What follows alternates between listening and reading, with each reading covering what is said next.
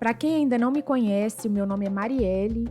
Eu venho pesquisando sobre Benjamin há mais de 5 anos e agora no mestrado, o meu recurso educacional vai ser construir um projeto expográfico sobre essa história que é parte da história da arte negra no Brasil.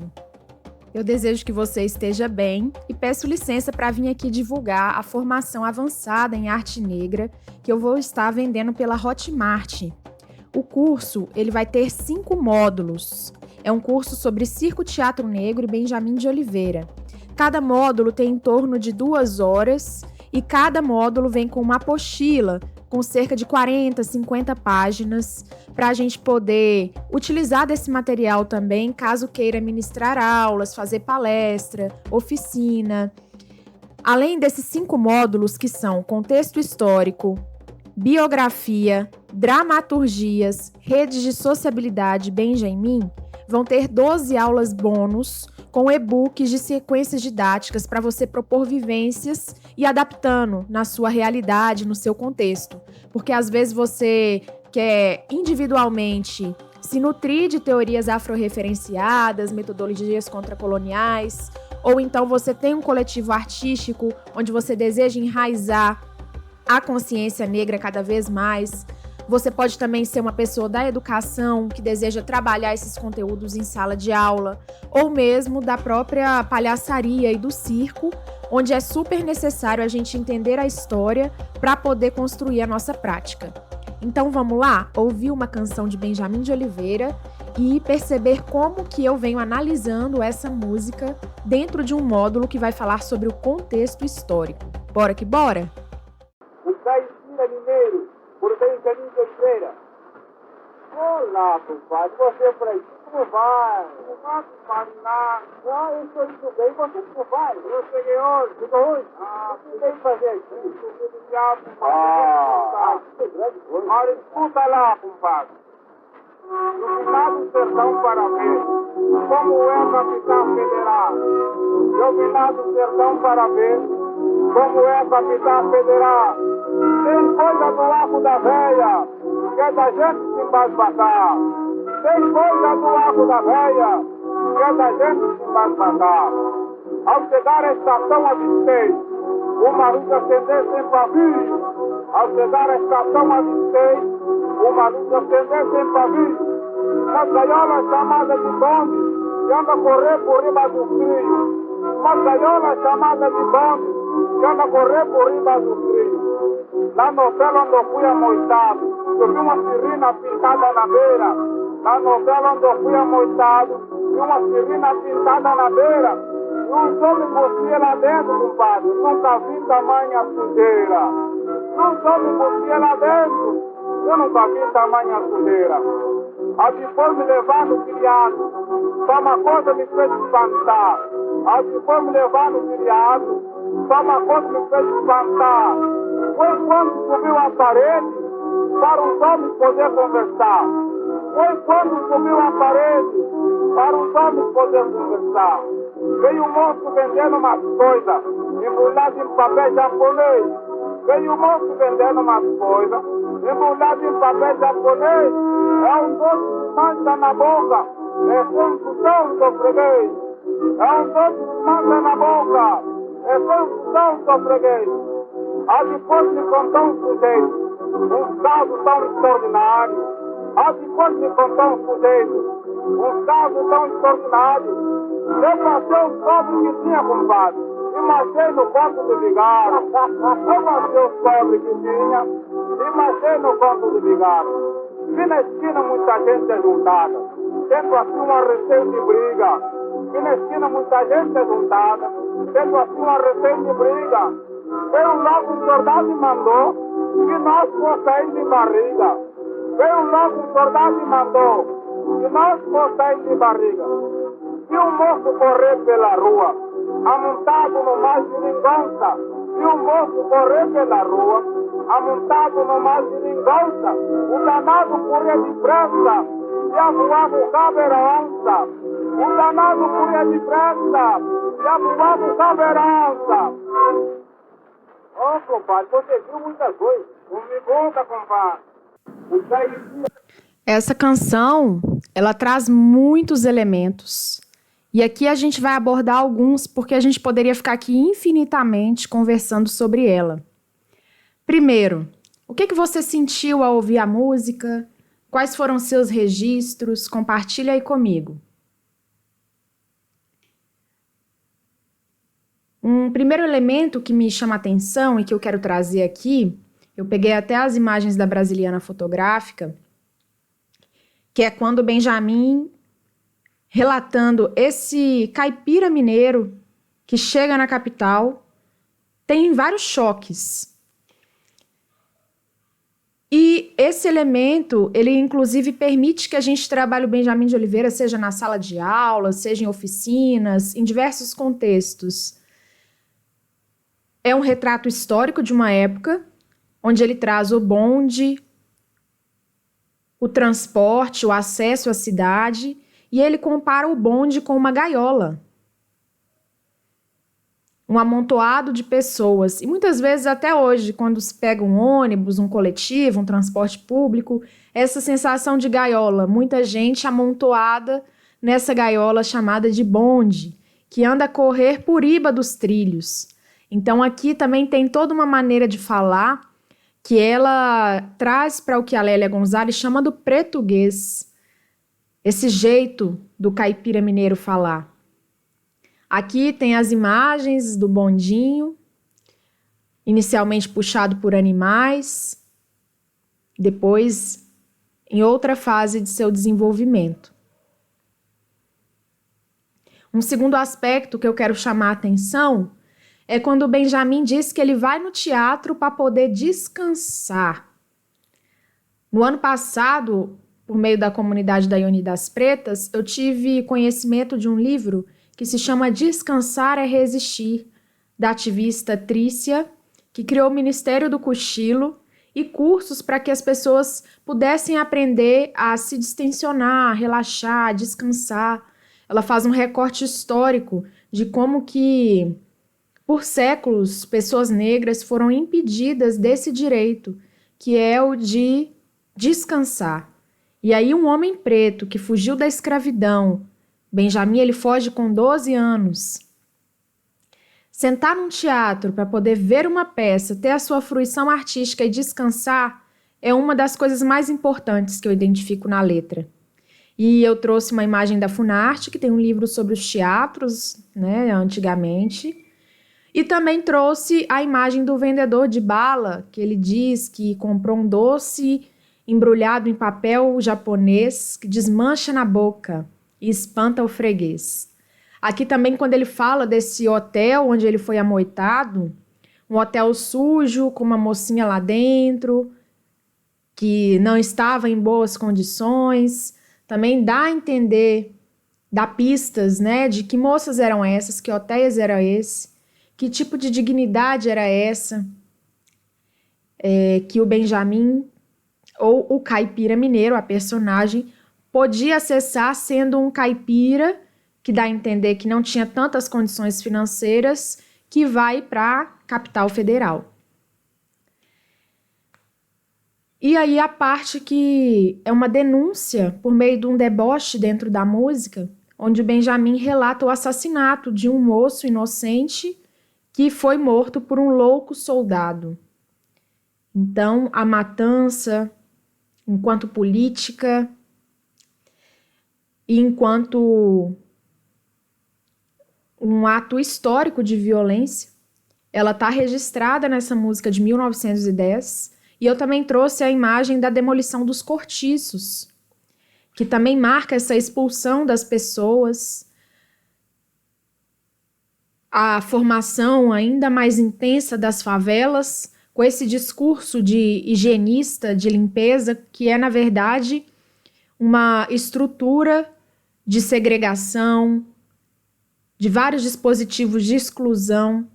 Então, várias questões podem ser colocadas aqui nessa música, e na tradução do Lúcio Hortêncio, ele coloca: o danado corria de trança. Também dá para entender que o danado corria depressa, o moço que foi assassinado pelo louco soldado. Eu gosto dessa tradução Danado Corria de Trança, porque chama para esse aspecto, né? De será que é uma trança de cabelo? Ou será que essa trança é o desenho que uma pessoa fugindo faz no espaço ao sair correndo de uma perseguição? E a própria palavra compadre, que marca uma outra forma de relação que o caipira tem.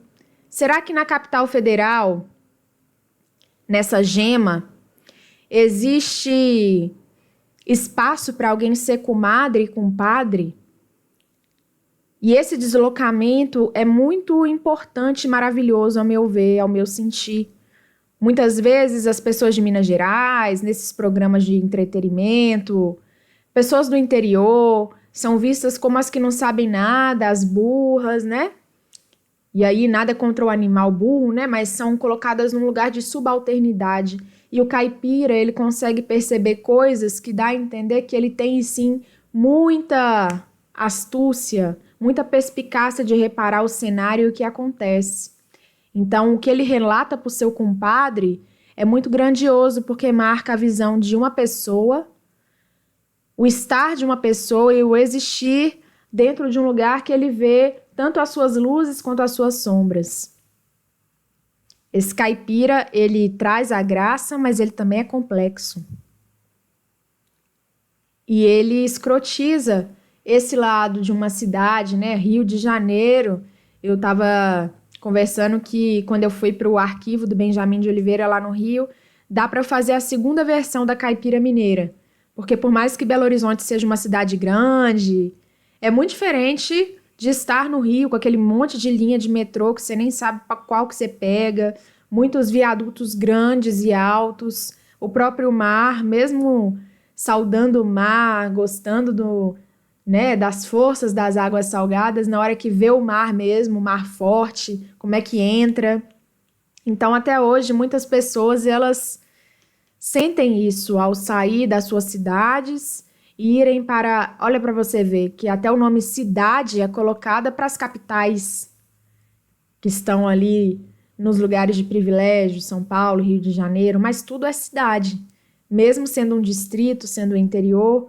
E muitas vezes esse lance, né, de ser passada para trás, de ser movida pelo medo, pelo susto, esse choque cultural, ele ainda acontece porque as desigualdades, elas ainda existem nesse país, no mundo, né, como um todo. E aqui eu trouxe a imagem para a gente conseguir sentir essa época. A feira, a rua, existem pesquisas que falam da importância da fofoca, do boato, do burburinho. Imaginar o som dos cavalos, o som dos risos das crianças, de várias manifestações culturais existentes, que a gente vai chegar nelas, da igreja, e como que muitas vezes essa energia, ela continua e se transmuta em outras formas, nesses mesmos espaços, nessas praças.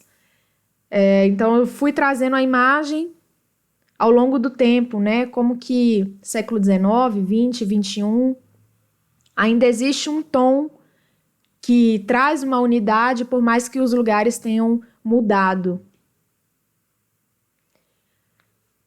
Quero destacar mais uma vez a questão do doce, o Benjamin, o caipira mineiro, vai lá na porta do teatro e compra um doce. Eu não posso deixar de fazer essa ligação direta, já que a gente está colocando um enfoque na arte, na cultura negra, com as quitandeiras, os quitutes.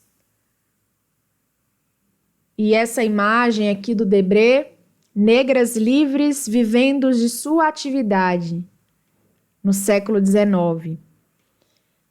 A força dessas mulheres que com seu balaio, com seu tabuleiro, conseguiram comprar sua liberdade, comprar outras alforrias, articular movimentos intelectuais, políticos, espirituais. Inclusive, eu marquei aqui na cintura o balangandã, que são amuletos, superficialmente falando, esses elementos de proteção perto do útero que guarda esse poder de criar, de dar à luz e também às sombras, de gerar prosperidade e também receber as energias. E junto das imagens, trouxe também uma reportagem que saiu no Diário do Rio de Janeiro, em 1826, que é uma reportagem que faz um link muito importante para nós agora. No dia 17 do corrente, uma preta Moçambique, que andava vendendo doce, deixou o tabuleiro com doce e umas laranjas em cima de um caixão em uma venda da Rua do Valongo, número 84. E como até hoje não tem aparecido nem se conhece a preta, por isso faço o presente anúncio para quem for dono do tabuleiro mandar buscar, que se lhe entregará dando os sinais. É uma pesquisa da Maria Eduarda Martins e que para mim traz essa pergunta: quem era essa preta? Para onde essa preta fugiu? O que essa preta fez? Lembrando do Benjamin, que criança fugiu com o circo.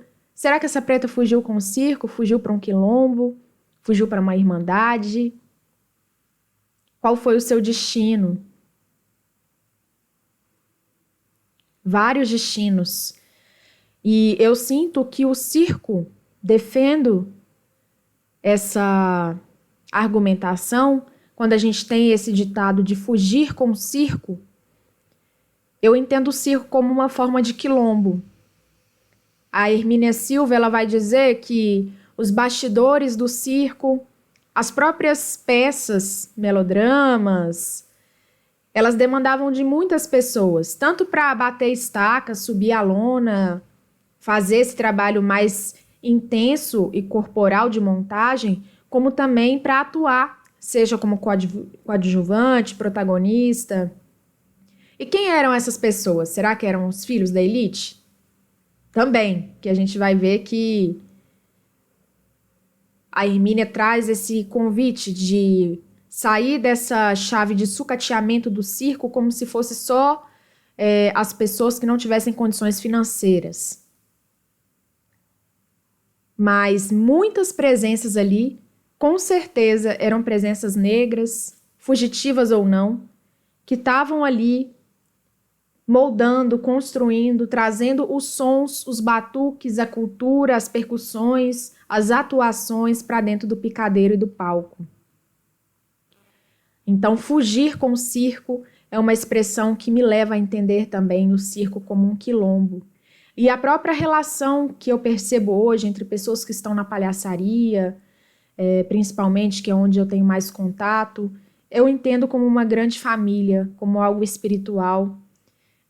Como eu trouxe para vocês, meu próprio encontro com Benjamin de Oliveira veio por meio de um palhaço no Rio, o Wildson, que me apresentou o Vinícius, e daí nasceu uma história de amor e pesquisa, trabalho, onde a gente tem a nossa filha.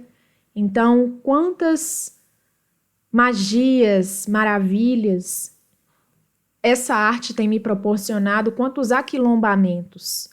É sobre isso também. E aí vem o convite para que a gente acesse a intelectual Alice Walker e faça esse exercício primeiro consigo. A Alice Walker, ela tem um texto que chama Em Busca do Jardim de Nossas Mães, e eu peço licença para citar uma parte que eu destaquei desse artigo. Ela vai dizer: o que significava uma mulher negra ser uma artista no tempo das nossas avós? E no tempo de nossas bisavós? Essa é uma questão com uma resposta cruel o suficiente para estancar o sangue. Você teve uma tataravó genial que morreu sob o chicote de um capataz ignorante e depravado? Ou ela era obrigada a assar biscoitos para um vagabundo preguiçoso, enquanto sua alma urgia por pintar aquarelas do pôr do sol ou da chuva caindo nos pastos verdes e serenos? Ou seu corpo foi quebrado, forçado a parir crianças que eram frequentemente vendidas e levadas para longe dela? 8, 10, 15, 20 crianças, quando a sua única alegria era o pensamento de esculpir modelos heróicos de rebelião em pedra ou argila. Como foi mantida viva a criatividade da mulher negra, ano após ano, século após século, quando na maior parte do tempo em que os negros estiveram na América, era um crime passível de punição um negro ler ou escrever. Ser uma artista e uma mulher negra até hoje rebaixa nosso status em muitos âmbitos, ao invés de elevá-lo. Ainda assim, artistas seremos. Essa pergunta da Alice Walker é muito perspicaz. O que significava ser mulher negra, ser artista no tempo da sua avó, do seu bisavô?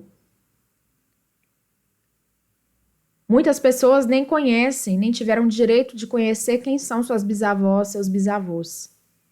E entendendo Benjamin de Oliveira como um bisavô, buscando também na sua família, ou se for desafiador esse acesso à sua memória familiar, buscando nas pessoas que você admira e que nasceram entre 1870 e 1954, vamos tentar imaginar o que era ser artista nessa época?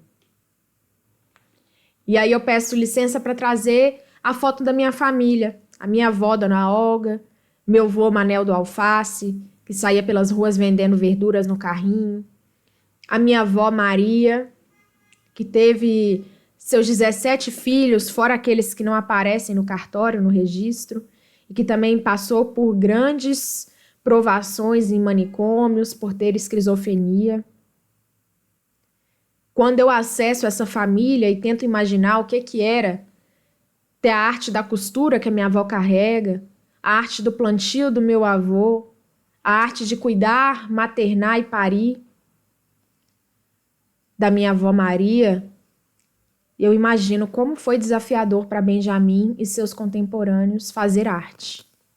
E aí, dentro do processo de pesquisa que eu movimentei no espetáculo Benjamin de Oliveira em Nós, o elenco também trouxe histórias de suas avós, bisavós, que eu quero destacar aqui.